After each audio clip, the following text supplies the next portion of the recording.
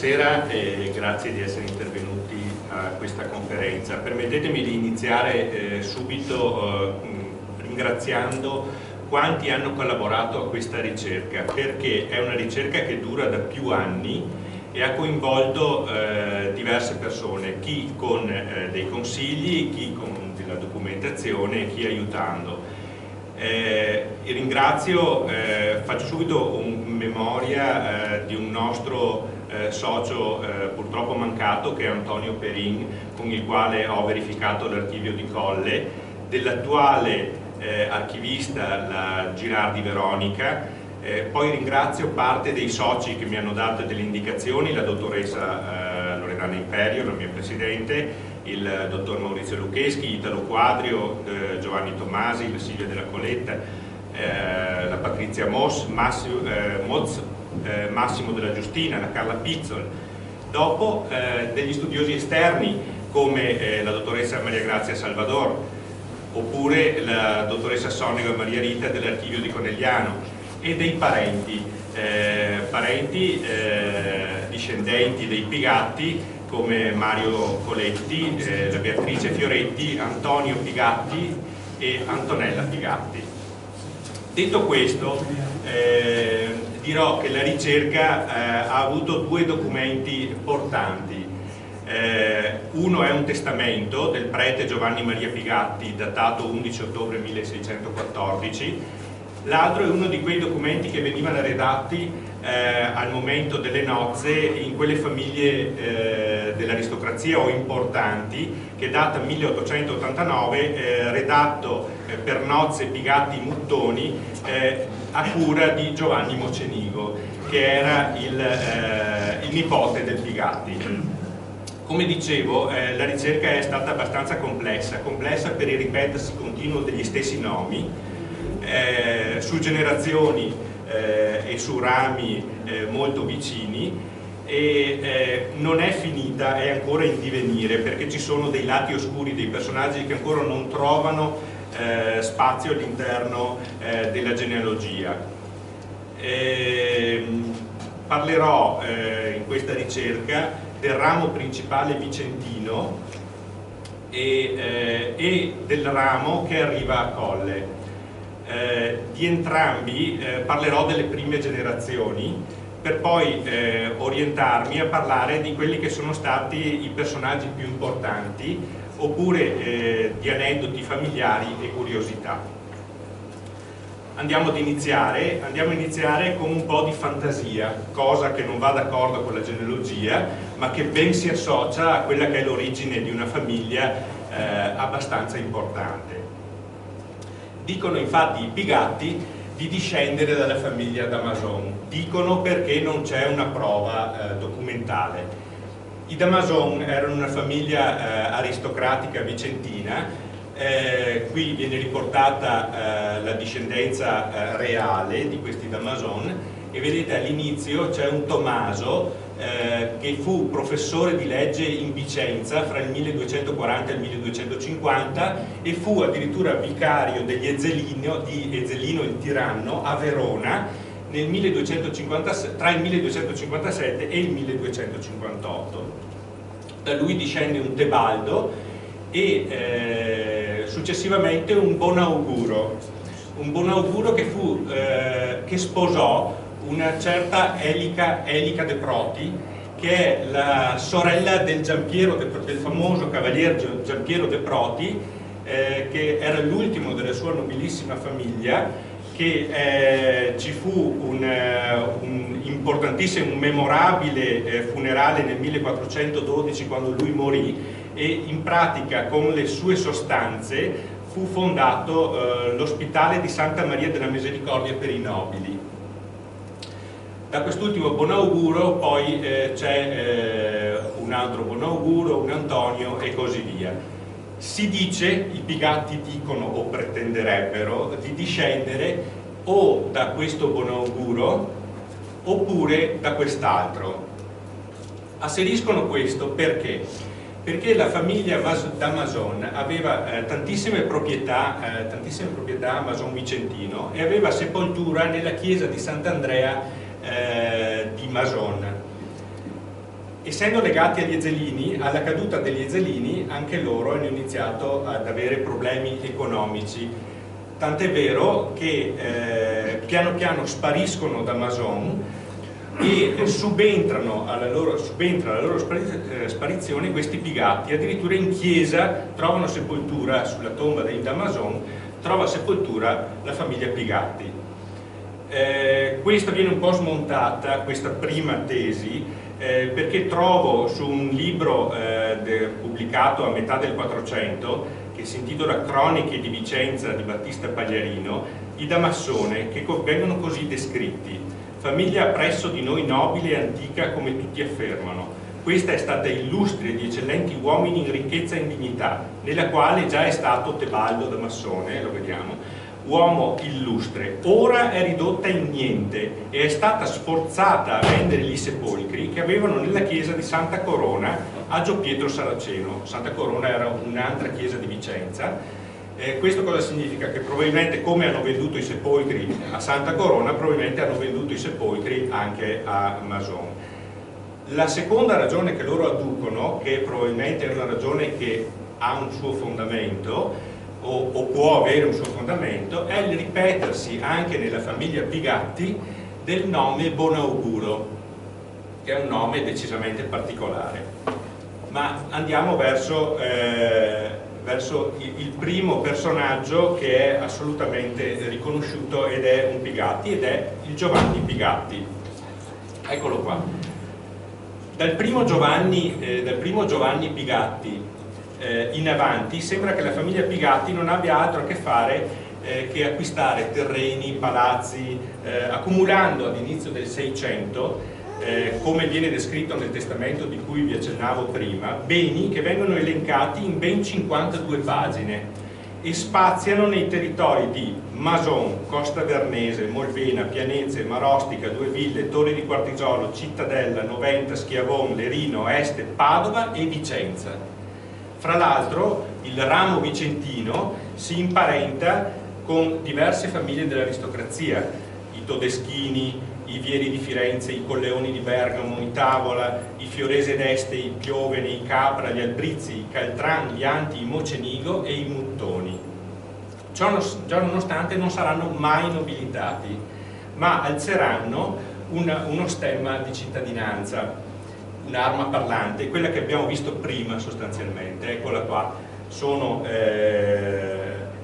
due, è un partito, uno stemma è un partito, nel primo a destra di rosso un gatto rampante rivolto a sinistra, nel secondo a sinistra di verde un gatto rampante rivolto a destra. Lo stemma viene ricavato dalla pietra sepolcrale del prete Giovanni Maria Pigatti del 1614 e i colori invece sono desunti dal battiporta che c'era del 500 in bronzo, che era nella casa Pigatti adiacente al Duomo. Questo è il palazzetto Pigatti che c'era adiacente al Duomo, e questo sono riuscito a trovare l'immagine del battiporta che è stato battuto alla casa Sotheby di Londra qualche anno fa, e poi capirete anche il perché c'è di mezzo tutta una storia particolare.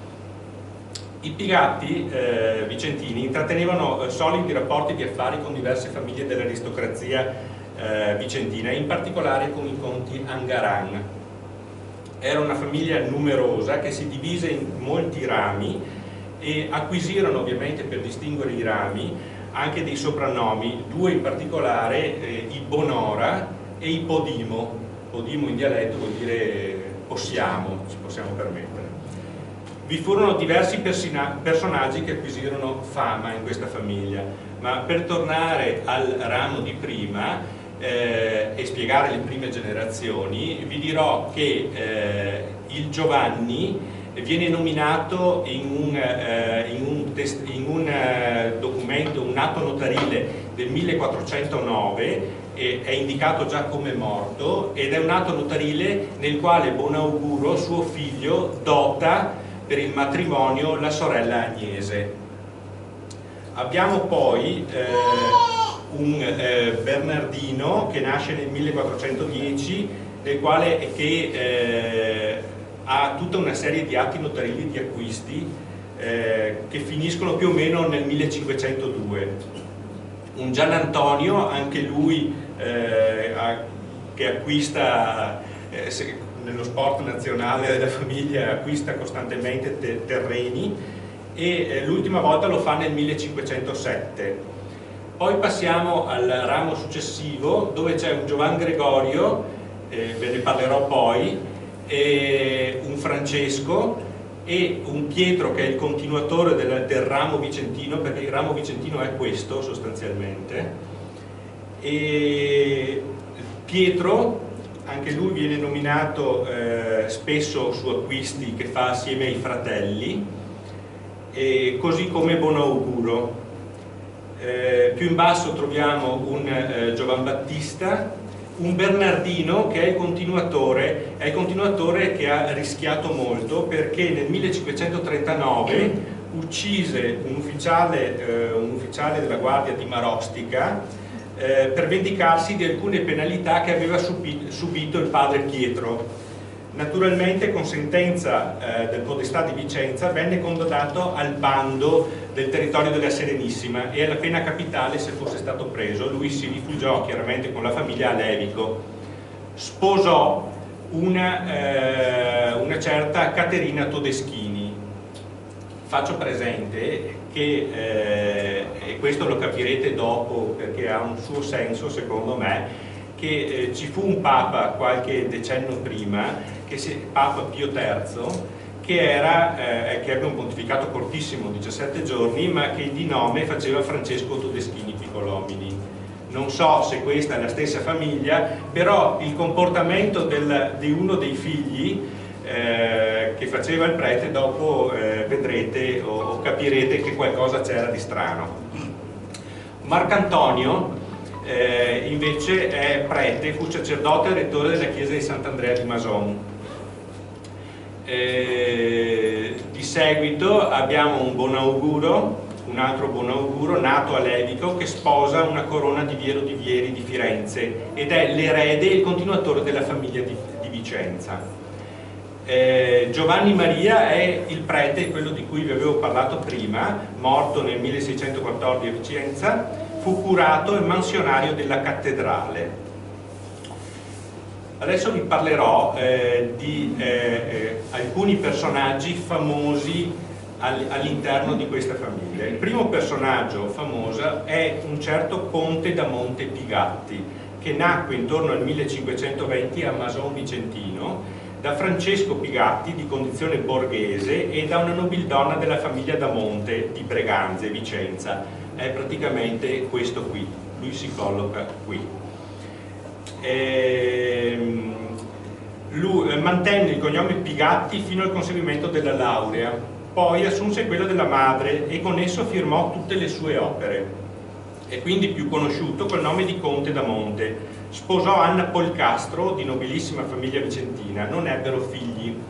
Fu medico insigne e lodato scrittore di opere scientifiche e letterarie. Tenne la cattedra di medicina all'Università di Padova, fondò l'istituzione del Collegio dei Medici e fu fra i fonditori ed egli stesso appartenne all'Accademia Olimpica. Scrisse l'Antigono, qui vediamo la prima pagina, che è una tragedia rappresentata nel 1565 a Vicenza, per la quale venne costruito un apposito teatro in legno di cui fu architetto niente meno che il Palladio, chiamato a costruirlo dalla Compagnia della Calza. In questo Antigone è una storia che narra la storia del re Aristobolo e del suo fratello Antigono,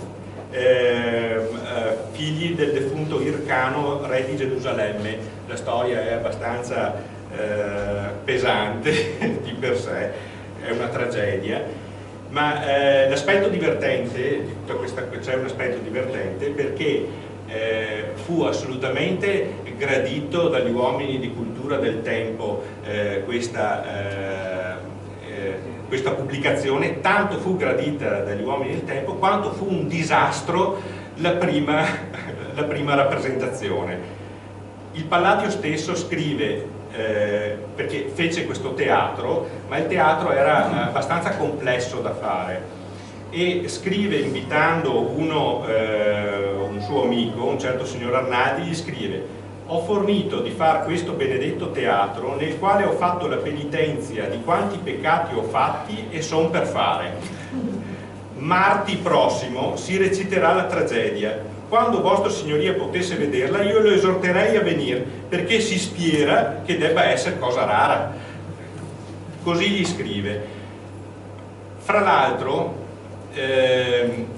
ci fu un grande afflusso di gente a questa prima rappresentazione, e addirittura Cosimo Bartoli, che era ambasciatore mediceo presso la Serenissima, manda un dispaccio il giorno dopo a Firenze e più o meno dice, confessa anzi, che la gran calca di gente scalmanata, premente da ogni parte, aveva indotto lui, il legato pontificio e gli ambasciatori imperiali di Savoia a rinunziare, preferendo recarsi a cena nella casa che era lì a 2 passi dello stesso Bartoli, di lui stesso.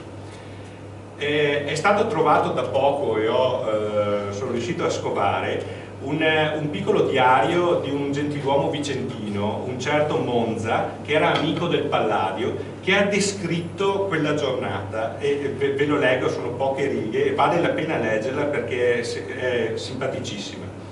Allora, scrive, ne do il sunto ovviamente. Allora, si era mosso da Vicenza in Monza un paio di giorni prima dell'avvenimento con altri per guadagnare Padova a cavallo. Da là, in barca lungo il canale della Brenta, la compagnia aveva raggiunto Lizza Fusina, dove trovava la gondola che l'avrebbe traghettata sino a Venezia. Là, presumibilmente a San Giorgio, un'altra gondola provvedeva, percorrendo il Canal Grande, a sbarcare il buon Monza presso la residenza del rappresentante dei Vicentini per il pernottamento, che condividerà con 3 compagni di viaggio. Il mattino appresso il quartetto raggiunse Messer Conte da Monte e al fine la compagnia accede al teatro circa alle 17 ore, cioè alle 5 del pomeriggio. Et vi era un apparato di un bel teatro, fatto e ordinato dal Palladio, ma la buona impressione dura poco, qualcosa non torna. Quantunque la gran parte dei posti disponibili fosse già occupato, il gruppo riesce ad accomodarsi e attende, ma assiste soltanto ad un flusso incessante e disciplinato di ingressi durante le 4 ore successive, quando l'arrivo di ben 400 donne che vengono sistemate nell'orchestra con gran disagio dei gentiluomini di particolare riguardo che già vi erano stati sistemati su sedie, provoca ulteriore disagio. Passano altre 4 ore di baccani e di improperi, tali da suscitare nel Monza il sospetto che fossero sobillati ad arti dal primo attore, era un certo Gobbo dell'Anguillara, che era famosissimo fra l'altro nel periodo, per far dispetto a Conte da Monte, in quanto autore di un testo evidentemente non gradito al gruppo di interpreti arruolati. Quando finalmente, e sono le 4 del mattino, si comincia, è peggio del disastro annunciato. Il Gobbo ribalta effetti speciali, si impappina nella dizione, ne van meglio i comprimari, ma ciò che è più inquietante, lo stesso impianto spaziale palladiano, nell'episodio cruciale del rapporto tra scenefonte e prospettive, traballa. Insomma, un fiasco colossale. Al Monza, deluso e stremato, non resta che tornare a casa cum messere Conte, il quale era mal soddisfatto. Credo bene. Ecco, questo è il personaggio, è il primo personaggio importante che ha questa sventura, ma è anche un personaggio decisamente illustre della famiglia. Altro personaggio importante è il Giovanni Maria Pigatti di cui vi dicevo prima, che a fine del Cinquecento è mansionario e canonico della cattedrale di Vicenza, che lasciò memoria degli avvenimenti anche del suo tempo in Vicenza con uno scritto, continuato poi di lui nipote Pietro. Agli albori fu il primo parroco effettivamente residente a Mason, ma nato a Levico, ricordate per il discorso del padre che aveva ucciso, di cui dicevo prima. Don Gianmaria fece il suo ingresso ufficiale nella chiesa parrocchiale masonese nel 1569, dopo aver ottenuto il beneficio parrocchiale dallo stesso Papa Pio V nella Basilica di San Pietro a Roma.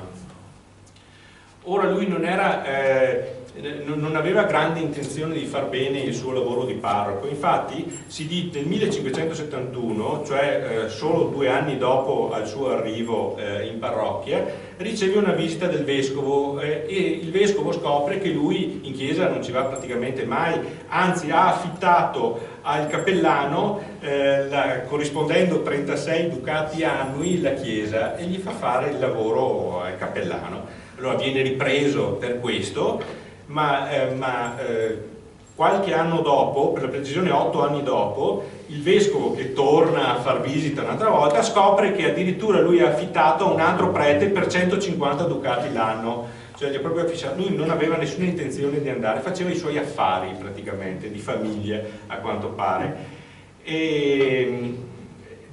Infatti a un certo punto rinuncia al beneficio e lo concede allo zio, che avevamo prima, il Marcantonio, che lo cura e lo porta avanti. Fra l'altro fu uno dei pochi sacerdoti vicentini che, attenendosi agli ordini del Serenissimo Governo di Venezia, non osservasse l'interdetto emanato dal pontefice Paolo V nel 1606, per cui dovette essere anche assolto dalla scomunica in cui era caduto per non aver obbedito agli ordini del pontefice.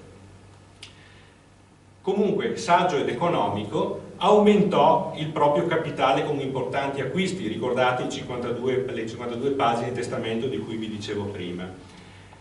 E col suo testamento del 1614 istituì uno stretto fideicommesso perpetuo nella discendenza maschile di suo nipote Pietro, estinguendosi questa linea, sostituendo successivamente, secondo la maggior parentela, ben 11 linee della casa Pigatti di Masoni Vicenza. E questo è interessante perché mi ha permesso, queste 11 linee, di costruire tutto il resto del rami Pigatti.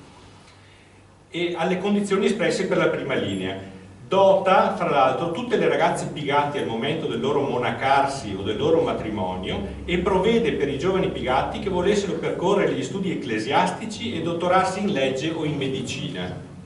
Aveva il possesso della cappella di Santa Maria Maddalena al Duomo di Vicenza e ivi fu sepolto alla morte nel 1614. Altro personaggio importante è un certo Bartolomeo Pigatti, nato nel 1723 e morto nel 1798, canonico e teologo erudito della storia sacra ed ecclesiastica ed istruito nelle altre scienze nonché poeta.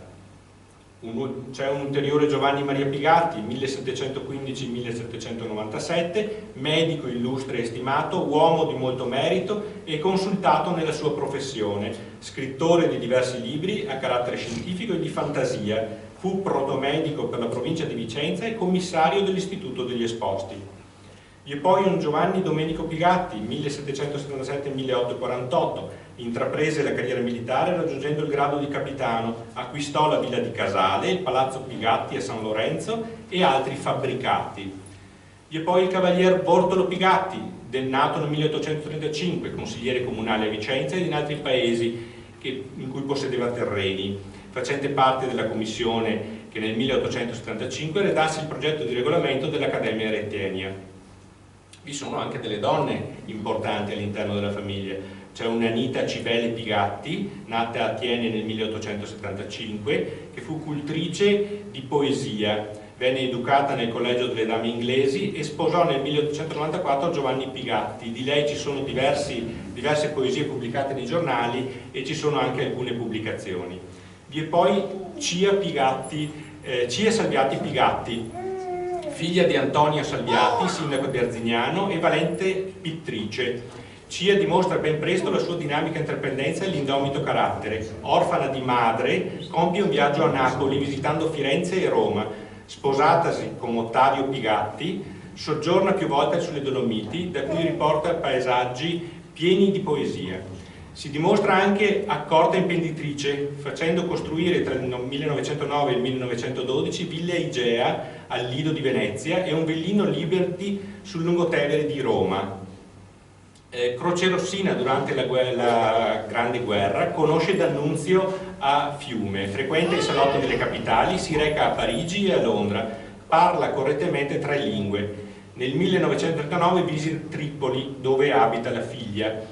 E e viaggia fino al Cairo. Durante la seconda guerra mondiale si rifugia nella villa di Casale, vicino a Vicenza, continuando a dipingere con uno stile che vira da accordi più realistici e accademici a un impressionismo tonale e romantico. Ritratti, fiori e veduti sono i temi che le sono cari, in particolare la sua amata Venezia, per la cui salvaguardia si batte strenuamente tenendo corrispondenza con le maggiori personalità dell'arte e del giornalismo.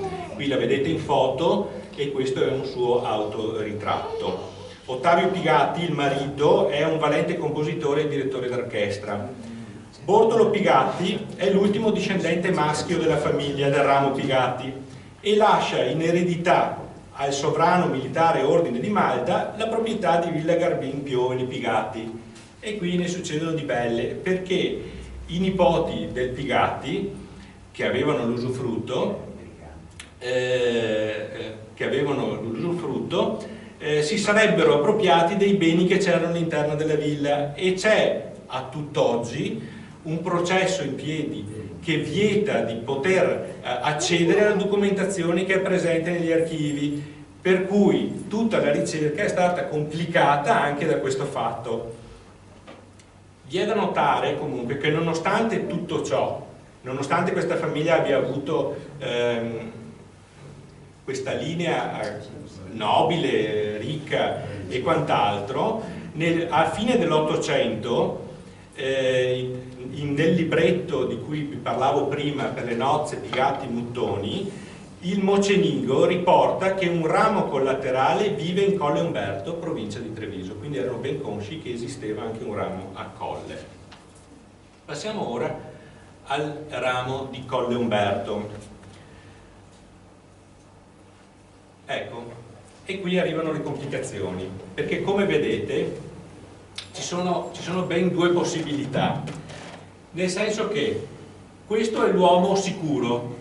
C'è un Zuanne, Zanin o Zanino, che dir si voglia, a seconda dell'atto che lo cita, che è sicuramente padre del nostro Bernardino e che sicuramente è erede di un certo Bernardino dalla Costa.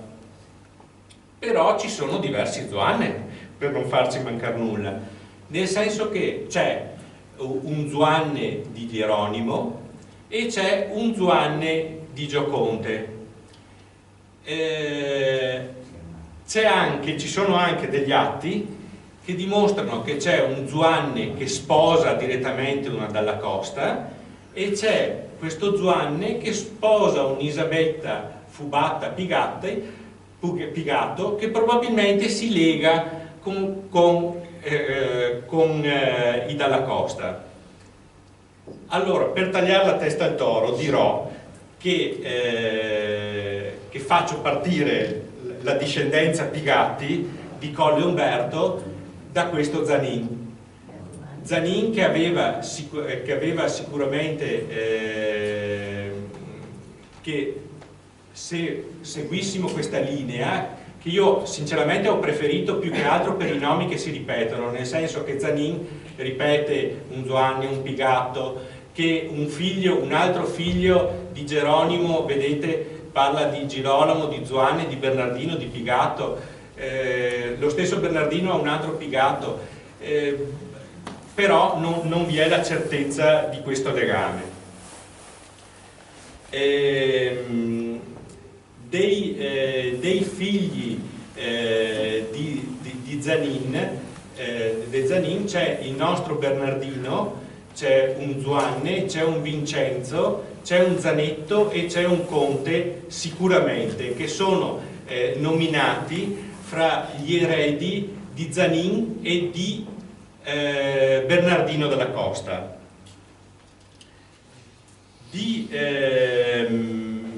Questa eredità, fra l'altro, si protrae nel tempo, e nel tempo, cioè l'eredità di questo Bernardino della Costa, provoca non pochi disguidi anche al ramo che si trasporta a Colle, che è qui a Colle.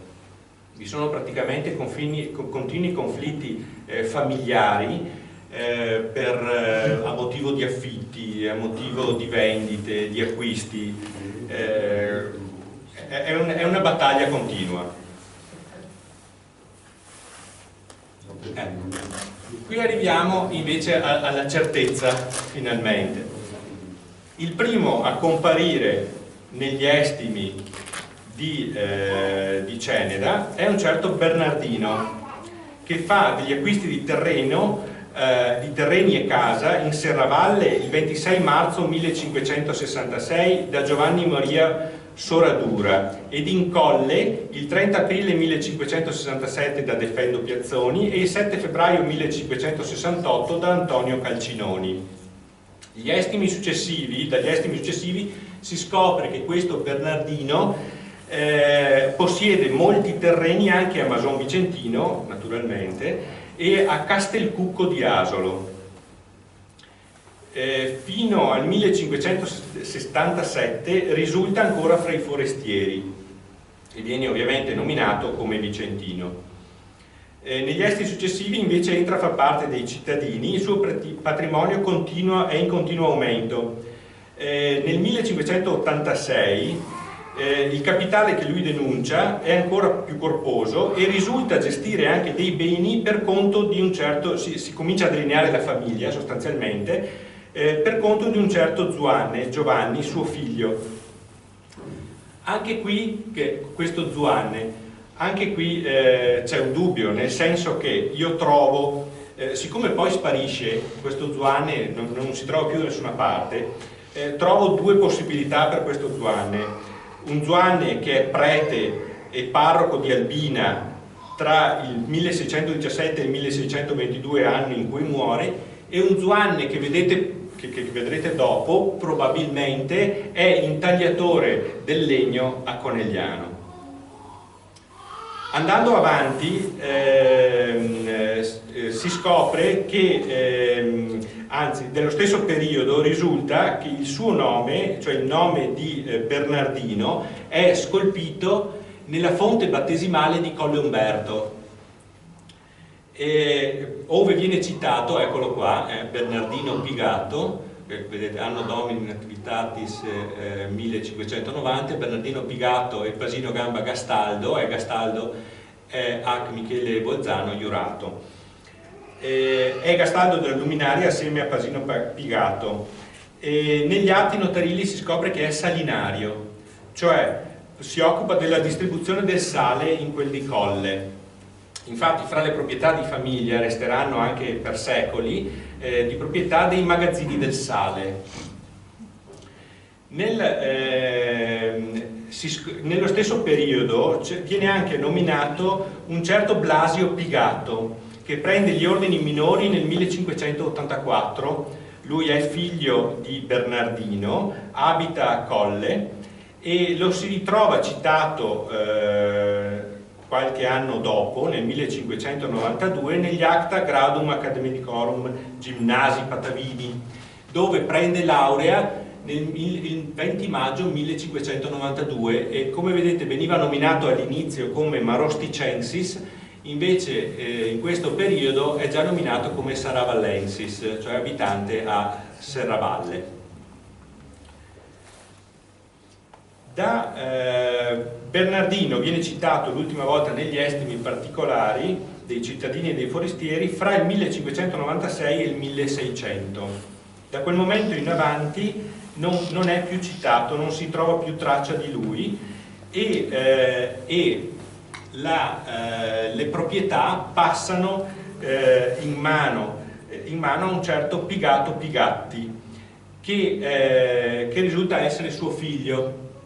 Pigatto Pigatti, anche lui fra l'altro è nominato questo Pigatto Pigatti è nominato nel testamento di Giovanni Maria del 1614 per una vendita di terreni e si deduce da questo testamento che lui appartiene al ramo dei Pigatti detti Podimo.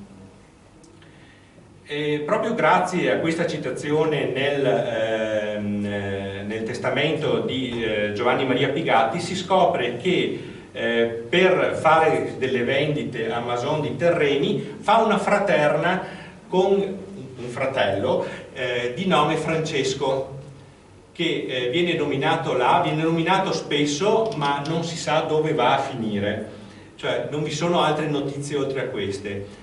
Lo stesso notaio che roga questo atto, questa fraterna, roga in periodi successivi anche per la dote di 3 figlie di Bernardino.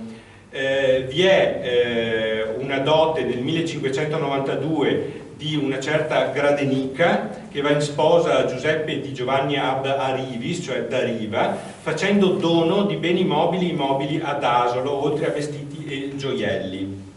Nel 1593 è il turno di altre 2 sorelle. La dote però viene data dai fratelli Pigato e Francesco. C'è una certa Marietta che si sposa con un Battista di Francesco Foadello di Molvena e una Ottavia con Simone Boscato di Giovanni da Breganze.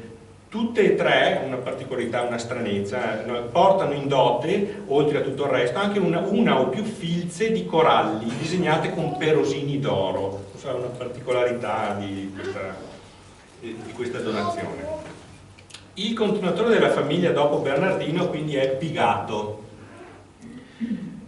Come dicevo prima, di Francesco nessuna notizia. Non ci sono moltissime notizie su Pigato. L'unica cosa che si sa è che il 4 novembre 1599 si sposa nella cattedrale di Serravalle con donna Lucrezia di Pietro Faticati.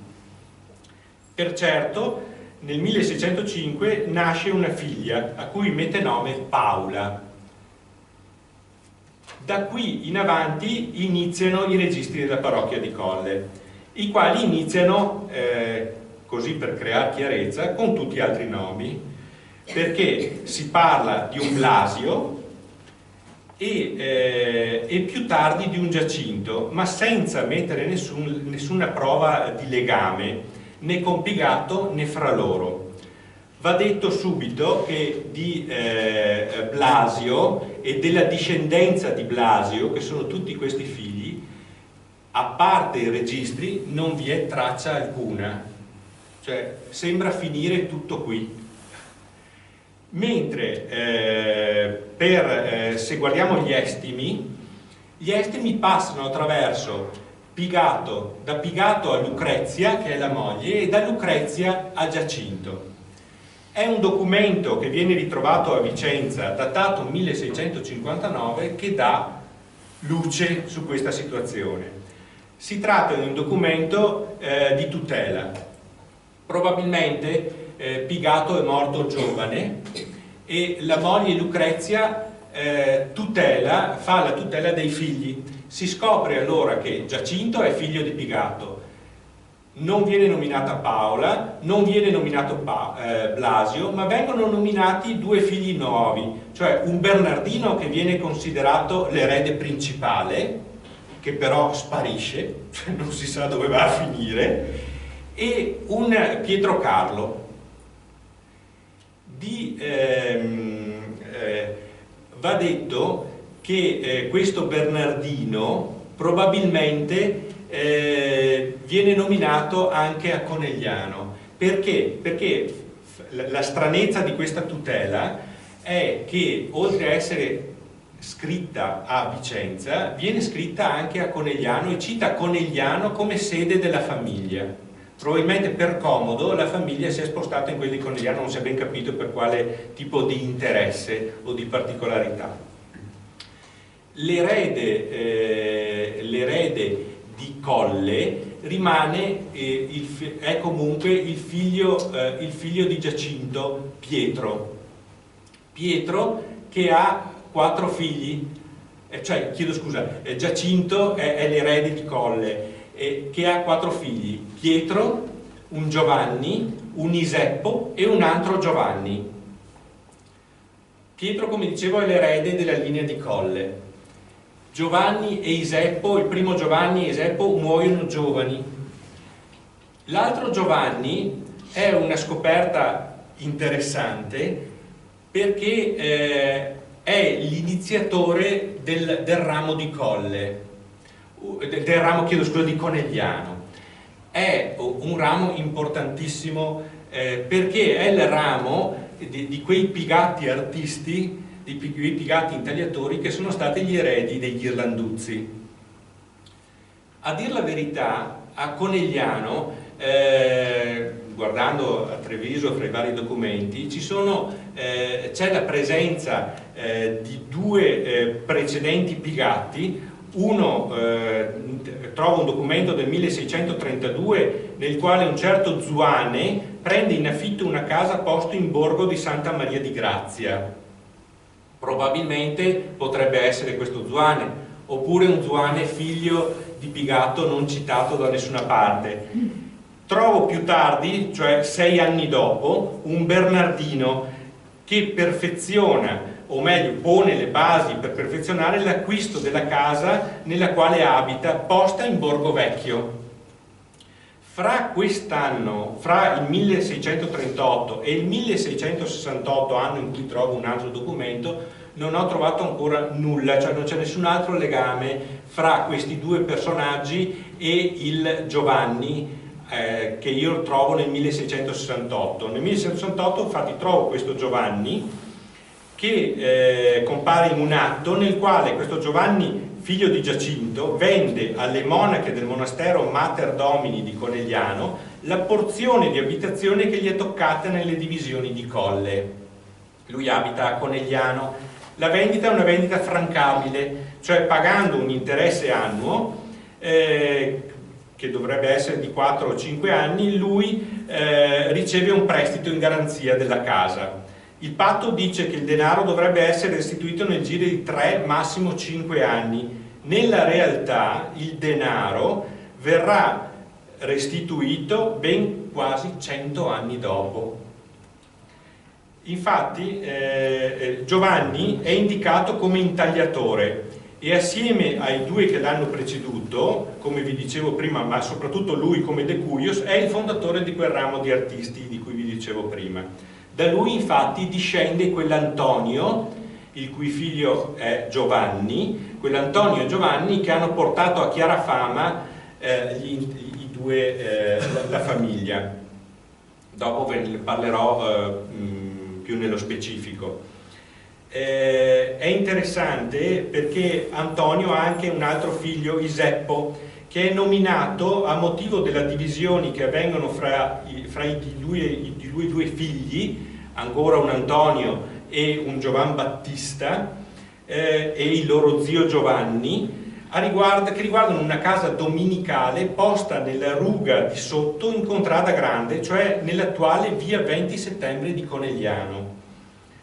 Va detto che a tutt'oggi sia Antonio che Giovanni sono ascritti a Colle Umberto come artisti. Nella realtà sono, da questa ricerca, da ascrivere a Conegliano. Sono sicuramente da ascrivere, sono coneglianesi a tutti gli effetti.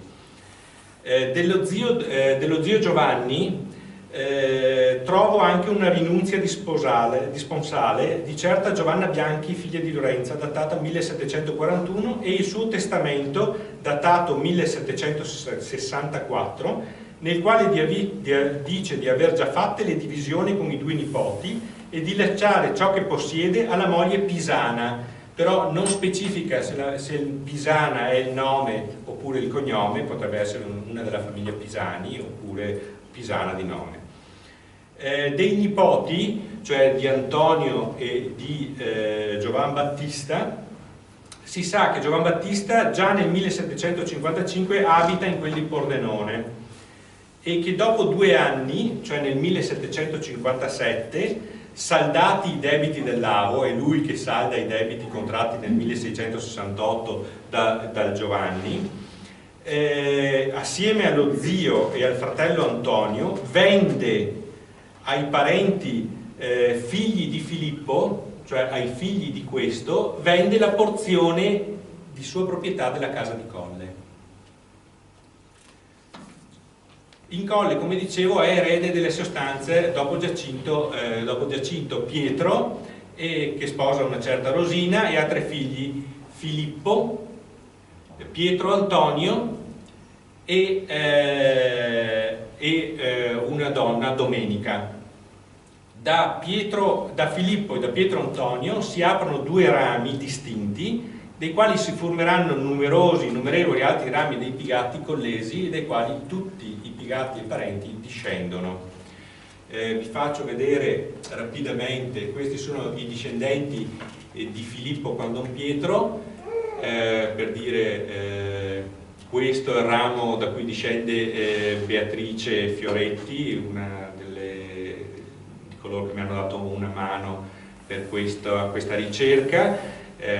Qui l'Antonella Pigatti, questo invece sono i discendenti di Pietro Antonio.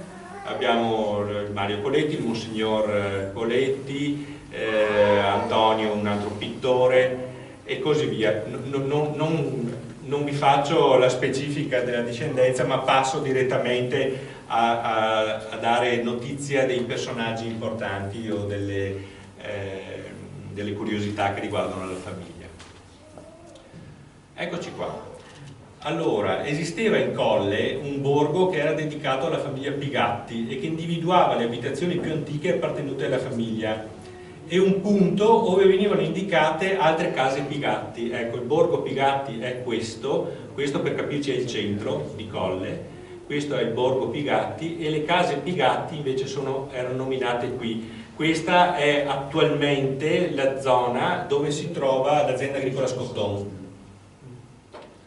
E trovo fra l'altro una prima indicazione toponomastica che indica il luogo del borgo Pigatti, datata 1668, dove le abitazioni sono poste in luogo detto le case de Pigato. Il borgo è composto da tutta una serie di case, ecco questo vedete il borgo, e c'è un palazzetto abbastanza interessante che ha un capitello del XIX secolo, sempre proprietà della famiglia.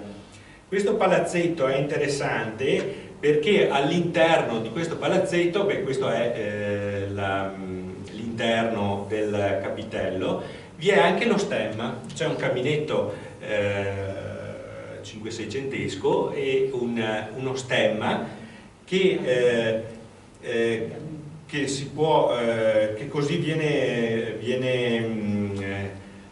come si dice? Descritto, blasonato, mi veniva il termine. Allora, troncato da una fascia ristretta, ci vorrebbe il colore, ma il colore non è chiaramente possibile definirlo. Nel primo alla croce patente pieficcata, accantonata dalle lettere B e P maiuscolo, nel secondo al monte di Tre Cime all'italiana, uscente dalla punta e sormontato da una stella di 7 raggi. Sullo stemma, mi dicono gli araldisti del nostro circolo, lo scudo a testa di cavallo risale al XV secolo e nella nostra zona ce ne sono del 1550 al 1600. Lo scudo detto a testa di cavallo, molto usato nei monumenti, dicesi il primo usato in Italia, ma poco in uso per le insegne gentilizie. Così scrive il Guelfi Camaiani, avvalorando l'idea che a uno stemma vecchio sono state aggiunte le iniziali B e P, cioè si presume che lo stemma fosse già presente nella casa e che il Bernardino Pigatti, presumibilmente, vi abbia aggiunto il B e la P. Purtroppo non è identificabile nessuna altra famiglia con lo stemma se non la famiglia Pigatti, per cui è uno stemma che viene accreditato alla famiglia Pigatti di Colle Umberto. Tornando ai personaggi di prima, quell'Antonio e quel Giovanni Intagliatori, fra il 1680 e il 1750, vi elencherò adesso alcune delle loro opere. A Refrontolo, per esempio, nella chiesa parrocchiale di Santa Margherita, vi è il monumentale ciborio di Giovanni Pigatti del 1750. A Visnà, nella parrocchiale di San Martino Vescovo, ci sono gli stalli del coro intagliati e scolpiti a bassorilievo da Antonio e Giovanni Pigatti nel 1711.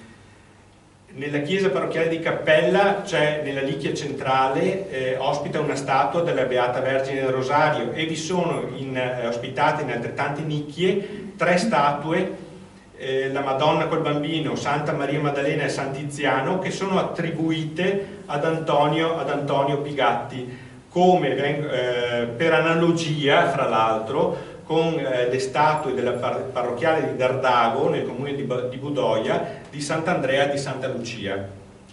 A Zoppè, nella chiesa parrocchiale dei Santi Pietro e Paolo c'è un crocifisso intagliato, c'è un antipetto, ci sono le porte dell'altare grande, un'asta del pennello nuovo di San Pietro, il tabernacolo. Nella chiesa di San Martino di Conegliano 2 angeli lignei per l'altar maggiore. Nella chiesa di San Rocco di Conegliano i sedili e le statuine del Coretto. Nel Duomo di Oderzo un ostensorio e l'angelo sulla sommità del campanile, che sono di Antonio Pigatti. Per la chiesa di San Francesco di Conegliano il tabernacolo. C'è una particolare curiosità, fra l'altro descritta da un nostro compianto socio che è Mies, che ha scoperto, questo è un quadro della famiglia Collalto, e nel retro del quadro vi è un'iscrizione che recita: l'anno 1689, il mese di luglio, Antonio Pigatti da Conegliano fece questa soazza e Gaspero Fiorentino da Trento fece il quadro, per cui questa cornice è opera di Antonio Pigatti. Va detto che nel 1730 Giovanni Pigatti è ammesso ai battuti di Conegliano e fra il 1737 e 38 lo stesso Giovanni è organista presso la chiesa di San Francesco di Conegliano. Una piccola curiosità: nella biblioteca del Museo Correr trovo un libro di proprietà di Pietro Gradenigo che si intitola L'istoria e l'arme delle famiglie più antiche di Venezia, elenco delle famiglie antiche e famiglie aggregate al patriziato fino al 1310, con 2 note di possesso, una del 1710 dove si scrive di Antonio Pigatti e nell'angolo superiore interno un'altra nota di possessa ad usum Ioannis Pigatti, per cui era un libro che loro usavano probabilmente per riprodurre gli stemmi delle varie famiglie. Nel 1807, durante un rilevamento riguardante la situazione demografica ed economica dei comuni del Regno d'Italia, 7 artigiani producono circa 3.000 pettini per la tessitura all'anno. Sono appartenenti alla famiglia Pigatti. Nello stato delle anime presente nell'archivio di Colle Umberto, datato 1826, si possono desumere queste 7 famiglie, dove vengono descritti, ognuno dei capifamiglia viene descritto come facitori di pettini. Allora qui potete vedere quello che è stato individuato come lo stabile fabbrica, tuttora presente, dei pettini della famiglia Pigatti. Ed ecco cosa producevano. Il pettine è è praticamente un insieme, è un pezzo di legno, sono un insieme di pezzi di legno in cui ci sono degli inserti, non è sostanzialmente cambiato nulla nella fabbricazione durante i secoli, nel senso che è rimasto praticamente uguale, sono cambiati solo i materiali. Questo è di inizio 800 ed i pettini sono, i denti dei pettini sono in giunco, si è poi passati al ferro e più tardi all'acciaio. Nel 1816 Antonio Pigatti regala alla chiesa di Colle Umberto la reliquia della corona di spine di nostro Signore Gesù Cristo, che è qui fotografata. Allora, 1816 è famoso come l'Andea Fan, cosiddetto, perché fu un anno in cui non ci fu estate. Si scoprì poi secoli dopo, un secolo dopo circa, che nell'Oceano Indiano era scoppiato un gigantesco vulcano, il monte Tambora, e aveva avvolto praticamente l'intero globo, provocando un periodo di carestia non solo in Italia ma in tutta Europa e anche in parte dell'America. Nel registro delle nascite della parrocchia di Colle così si legge: ad i 31 marzo 1816 avendo il signor Antonio Pigatti quondam Giovanni donata a questa chiesa una preciosa insigne reliquia della corona di spine di nostro Signore Gesù Cristo, già riconosciuta legalmente dalla curia nostra vescovile, pensai d'oggi esporla per la prima volta alla pubblica adorazione dei fedeli con straordinaria funzione che si eseguì nel modo seguente. La mattina si cantò dal reverendo sacerdote Don Giuseppe Bianchi, parroco di Castello Ganzuolo, la messa votiva delle corona di spine. La sera, cantato il Vesparo, solennemente fece un discorso analogo il reverendo sacerdote Don Francesco Canonico Barbaro, arciprete di Ziminiana, diocesi di Treviso, e quindi si chiuse con la processione e benedizione. Straordinario fu il concorso e bellissima ugualmente la giornata. Il Barbaro predicava allora nel Duomo di Ceneda.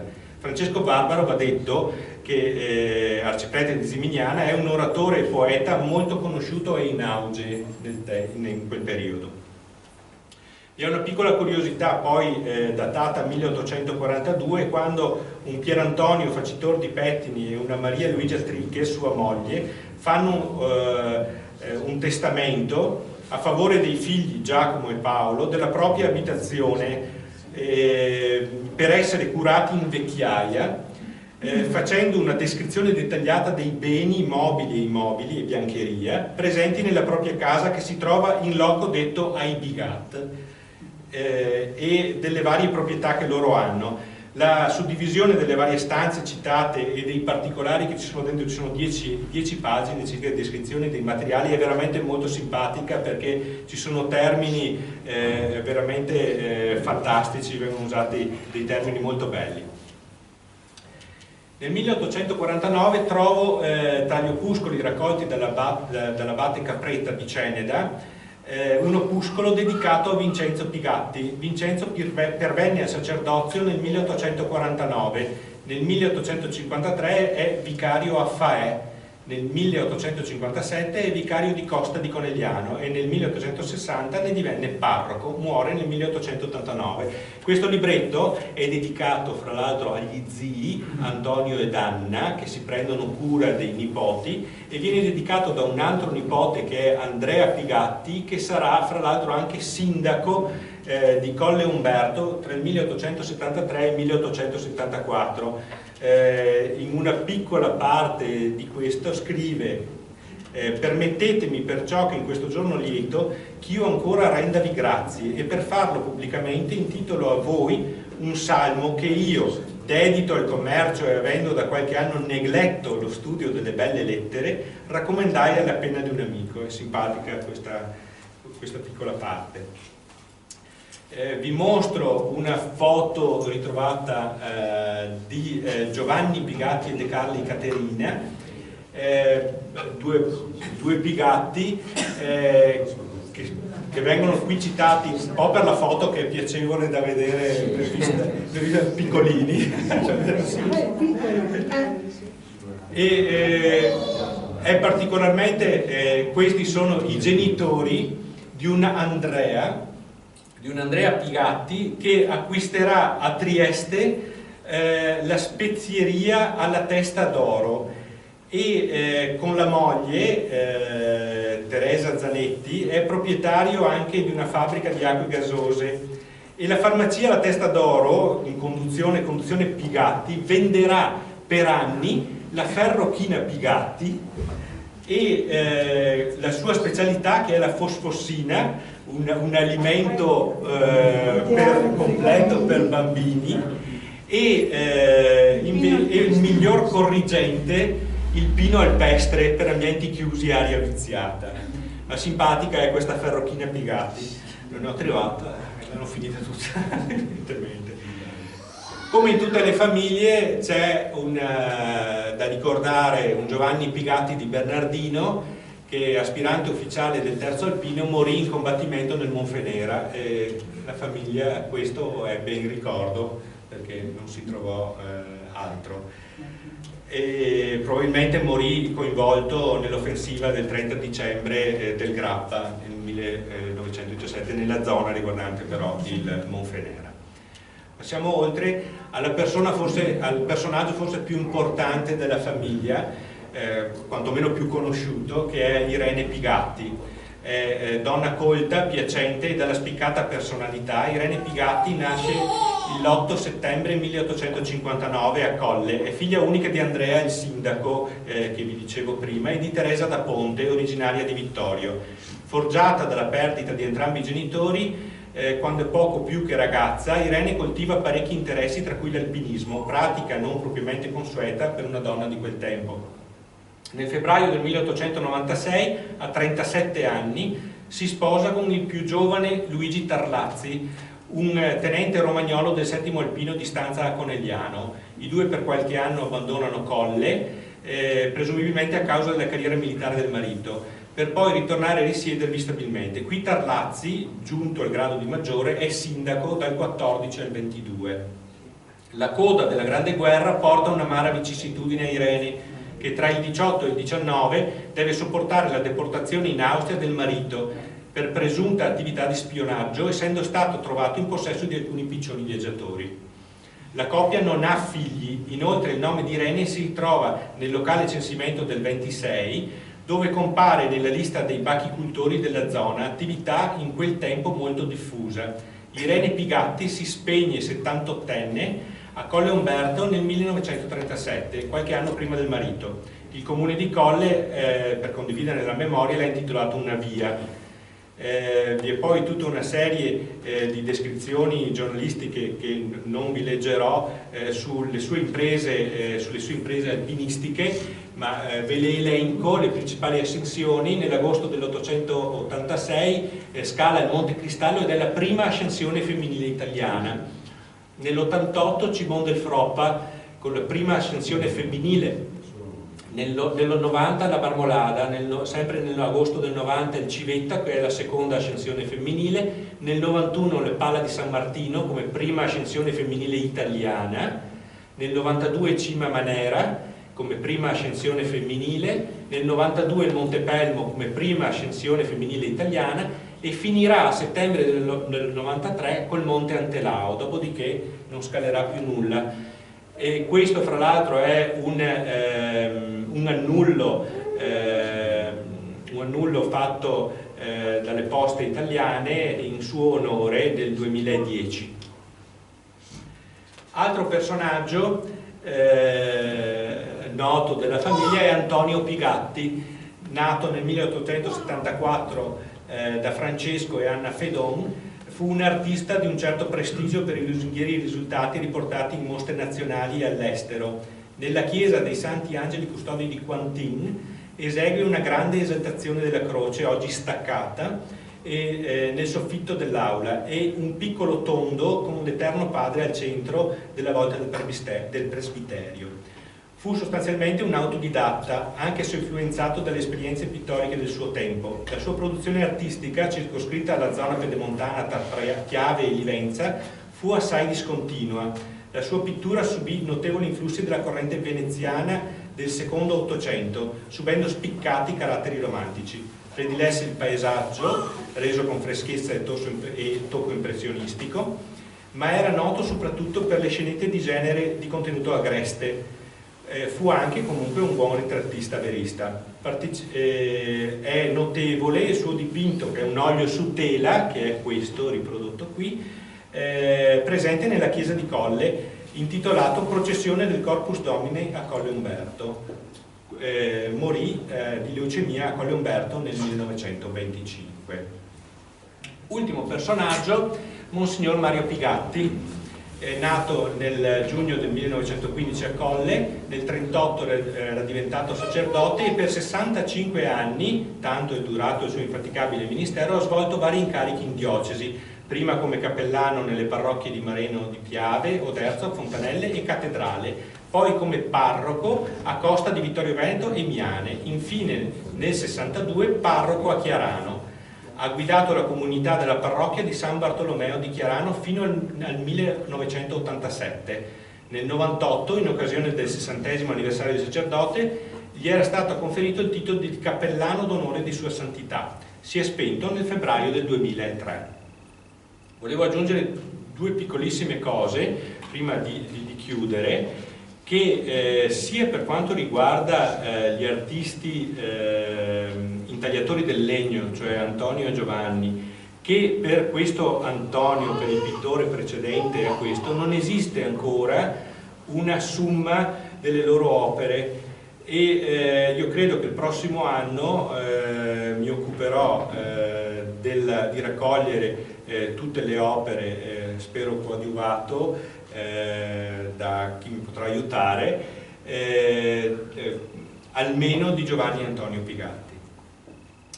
Bene, qualche punto rimane oscuro, la conferenza è finita, ma la ricerca continua.